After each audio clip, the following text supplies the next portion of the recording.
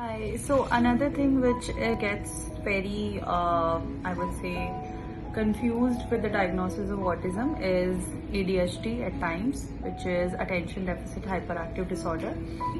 But ADHD is more than that. ADHD where you have inattention problem. So in ADHD you can have three types. Okay, so one is inattention, second is hyperactivity, and third is the combined type. So you can only have inattention, you can only have hyperactivity, and you can have both.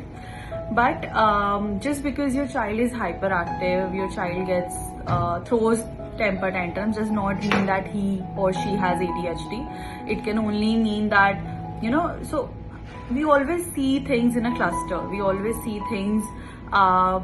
You cannot just isolate symptoms and say that, okay, your child or the person has this or that. Just because your child is hyperactive, you cannot say he or she has ADHD. You cannot say he or she has autism. So you have to think, you have to see what all symptoms are present, right?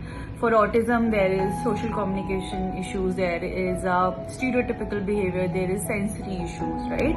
For ADHD, you need to see that what level of hyperactivity is there. A lot of times parents say ki, my child just does not sit, because as a parent they are very concerned about their child. But just because your child is little, they are more on a naughtier side and they don't want to sit at one place, they don't want to follow rules, does not mean that you give them a diagnosis of ADHD.